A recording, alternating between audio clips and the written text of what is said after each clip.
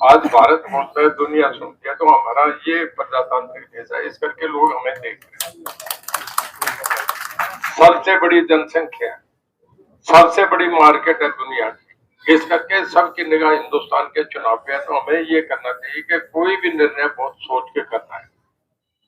देखिए, मंडी में सब व्यापारी है, आदमी को राज चलाने के लिए 145 करोड़ की आबादी, जहां अलग अलग लैंग्वेजेज है।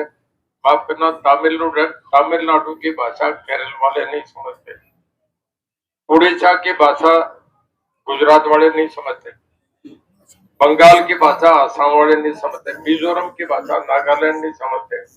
हम आपस में एक स्टेट से बटे हैं, पर हरियाणा पंजाब में भी देखें तो दो रंग बाहर का कोई अगर आ जाए विदेश का, तो वो देखेगा पंजाब अलग है, हरियाणा अलग है। तो मतलब इतना बड़ा देश, इतनी भाषाएं, इतनी लैंग्वेजेस, इतने धर्म, ऐसे 145 करोड़ देश को चलाना कोई बिना तजर्बे से नहीं चला सकता। मैं आपको एक उदाहरण दे रहा हूं।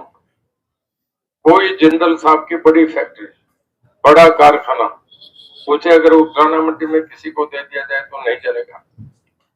अगर किसी छोटे डॉक्टर को मेदांता हॉस्पिटल या एम्स दे दिया जाए तो नहीं चलेगा, उसके लिए तजर्बा चाहिए। अगर फौज में भी कोई आदमी भर्ती हो, उसे 1 साल ट्रेनिंग के बाद उसे हथियार मिलता है। इतना बड़ा देश उसे चलाने के लिए मैं 5वीं बार कैबिनेट में हूँ। चौधरीलाल की कैबिनेट में रहा, ओम प्रकाश जी के रहा, हुड्डा साहब की कैबिनेट में रहा, और मनोहर लाल जी की, अब मैं नायब सिंह की सैनिक की कैबिनेट में। बहुत कुछ होने के बाद सीखा हूं कि महकमा कैसे चलता है। अब बिजली में राष्ट्रपति से सम्मानित हुआ, ये करके मुझे मेरे 5 तजर्बे थे। मोदी साहब में मैं राहुल गांधी में तुलना करता, सब पढ़े लिखे लोग बैठे हैं।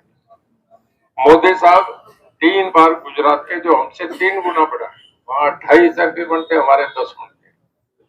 3 बार उत्तर प्रदेश के मुख्यमंत्री रहे, 2 बार देश के प्रधानमंत्री रहे। उन्हें पता है कि अमेरिका से रिश्ते क्या रखने हैं, उन्हें पता है कि रशिया को हमने कैसे बैलेंस करना है, दोनों के बीच में कैसे रिश्ते रखने हैं। उन्हें पता है कि हथियार फ्रांस से, जर्मनी, अपने इजराइल से हमें कौन से हथियार खरीदने हैं। उन्हें पता है कि हमने ऑयल इंडस्ट्री किन से रिश्ते रखने हैं। ये बिना तजर्बे के आप ही नहीं समझता। G20 सम्मेलन क्या है? राहुल गांधी जो आज तक कभी मंत्री नहीं बना, उसे क्या पता विदेश मंत्रालय क्या है, उसे क्या पता कि ट्रंप की बैकग्राउंड क्या रही है, बाइडेन के। हमारे प्रधानमंत्री को तो सैकड़ों देशों के प्रधानमंत्री, पूर्व प्रधानमंत्रियों से व्यक्तिगत रिश्ते हैं, जो और किसी के नहीं हो सकते। तो मेरा कहने का मतलब कि देश ऐसे आदमी के हाथ में सौंपे जो देश को आगे बढ़िया चला सके।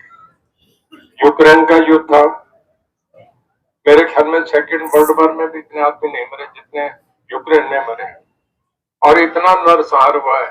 रोज आपने देखा यूक्रेन पूरा शहर तबाह हो गया। यूक्रेन में जितने, यूक्रेन कंट्री में जितने सिटीज है सब तबाह हो गए। मिसाइल एक एक सेकंड के बाद जाता है, और जहां पड़ता है वहां पूरा आग का गोला निकलता है, 50 मंजिली बिल्डिंग नीचे, और ड्रोन से टैंक को मारते हैं तो टैंक टूट जाता है।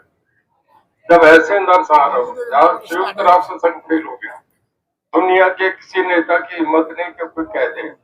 हमारे मोदी साहब ने यह कहा कि पुतिन, मेरे 20,000 बच्चे वहां गए हुए हैं जो पढ़ने के लिए गए उत्तराखंड में, हमें 3 दिन युद्ध विराम करो, हम अपना सेफ जोन बनाओ जहां हमारा तिरंगा लहरेगा, हम अपने बच्चों को लेकर।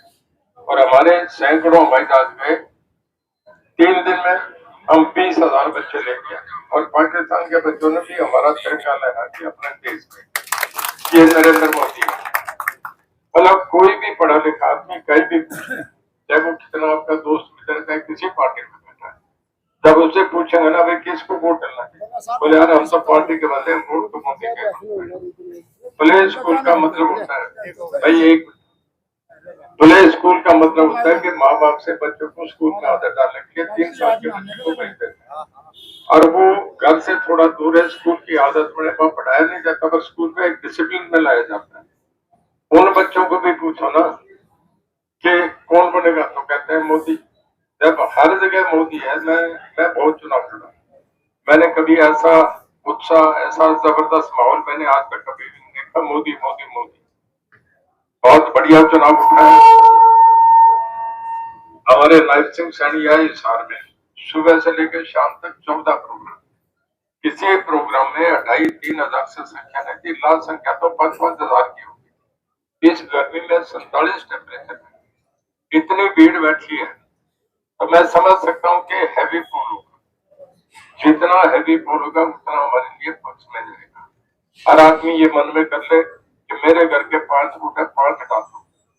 दूसरा जिसके घर में 7 है वो 7 डाल दे, वोट की जिम्मेदारी नहीं करे, अपने घर की कर ले। तो मैं कहता हूँ 100% पूल होगा। और आज तक का दुनिया में इतिहास रहेगा कि कभी भी कोई आदमी इतनी सीट नहीं जीता होगा, इतने मार्जिन से नहीं जीता होगा। ये एक रिकॉर्ड बनेगा। अगर इतना मैसिव मैंडेट से हमारे मोदी साहब जीतते तो पूरी दुनिया में हम 1 नंबर पे जाते हैं। हम वर्ल्ड हमारे आगे छोटा अगर मोदी साहब दुनिया के सबसे बड़े नेता। किसी नेता की पॉपुलरिटी उसका कद बढ़ाती है। आज हमारे हिंदुस्तान में, हम 1 मिनट रोकूंगा, हिंदुस्तान में पूरी दुनिया में 211 मुल्क है। 211 मुल्क है, मैं कंट्री कह रहा हूँ। 211 देश है, जिनमें 197 तो यूएन से रिकॉग्नाइज है। जैसे पाकिस्तान बांग्लादेश को मान्यता नहीं देता, कई ऐसे देश हैं जिन्हें मान्यता नहीं मिली, पर देखें तो 211 मुल्क है। 211 मुल्क में मैं नहीं कह रहा, यूएन को चार्टर कह रहा है कि जो सबसे बड़ी 5 अर्थव्यवस्था है उसमें हिंदुस्तान एक है। दुनिया की 5 अर्थव्यवस्था में हम सबसे बड़ी अर्थव्यवस्था है। दुनिया की जो 4 बड़ी मिलिट्री है उसमें अमेरिका, उसमें रूस और उसमें इंडिया और चाइना, हम 4 में एक है। मैं एक बात नोट करके खत्म करूंगा, लंबा लग जाता समय। कन्फ्यूशियस चीन के फिलोसफर थे। सबसे वर्ल्ड में अगर सबसे कोई इंटेलिजेंट था तो कन्फ्यूशियस था, जैसे हम चाणक्य को कहते हैं। वो एक बार किसी इंटेलेक्चुअल क्लब को एड्रेस करा जिसमें शहर के प्रोफेसर, डॉक्टर्स, इंजीनियर्स, वकील, सीए सब अच्छे लोग बैठे थे, बड़े व्यापारी। और उसमें वो कहने लगा कि जो सब्जेक्ट था वो ये था कि किसी डेमोक्रेटिक सेटअप में एक स्टेबल गवर्नमेंट के लिए बेस्ट पैरामीटर्स क्या होने चाहिए, कि किसी प्रजातांत्रिक प्रदेश में एक सर सरकार के लिए उसके लिए क्या आधार होने चाहिए, उसके लिए कैसे स्तंभ होने चाहिए, कैसा उसका बेस कितना मजबूत होना चाहिए। तो कहने का मुझे 3 चीज दे दो, पीपल्स कॉन्फिडेंस, जनता का विश्वास, बेस्ट इकोनॉमी, मजबूत अर्थव्यवस्था और सबसे स्ट्रॉन्ग आर्मी। ये 3 चीजें हो तो मरने दम तक भी मैं राज नहीं दूंगा। आज ये हमारा सौभाग्य है कि देश में हम दुनिया की 5 इकोनॉमी में एक है, हम वर्ल्ड की 4 जो आर्मी है उसमें हम एक है। और आज मोदी साहब से ज्यादा पॉपुलर लीडर मैं समझता हूँ पूरी दुनिया में भी कोई नहीं। अगर आज वोट पड़ जाए, और ऐसा होता नहीं कानूनी के सिटीजनशिप है, एनआरआई को भी अधिकार नहीं, अपना वोट अगर मैं हरियाणा में बनाऊंगा तो पंजाब में तो मुझे कैंसिल कराना पड़ेगा, एक ही बनता है। और अगर ऐसा कुछ हो जाए तो मैं कहता हूँ दुनिया के शायद इतने वोट पड़े जितने हिंदुस्तान के नहीं पड़े। ये हमारे मोदी साहब का काम है। तो मैं आप सबसे कहूंगा कि जब मेडल आता है तो हम भारत का झंडा देखते हैं, हमें नहीं देख, प्रधानमंत्री किसी के घर नहीं आता, पर हमारा गौरव होता है। इस करके मैं सबसे कहूंगा कि 100% वोट डालें, पूरा जोर लगा के डालें और एक एक आदमी अपने घर के सारे वोट पोल कराएं, 100% पोल कराएं। मैं सोनी परिवार को बधाई देता हूँ कि ऐसे निर्णय लिए, ऐसे निर्णय अगर बाकी समाज के लोग भी ले लें तो बहुत बढ़िया है, बहुत दिल बनाने वाले हौसले हैं। दूसरा, 20 तारीख को अमित शाह जी आ रहे हैं।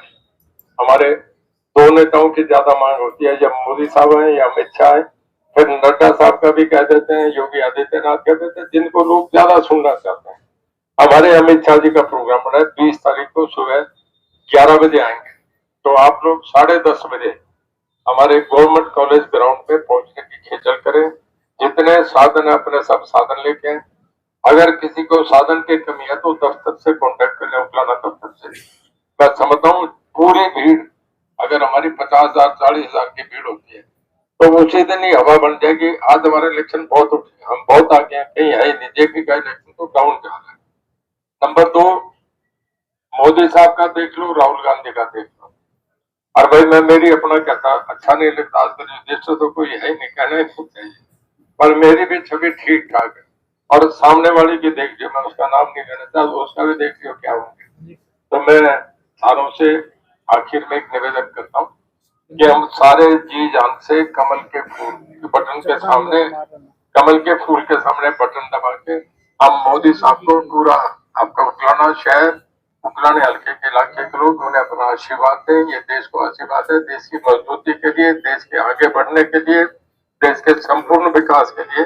ये हमारा सबसे बड़ा ऐतिहासिक निर्णय होगा। आप सबका मैं बहुत धन्यवाद करता हूँ। जय हिंद, जय भारत।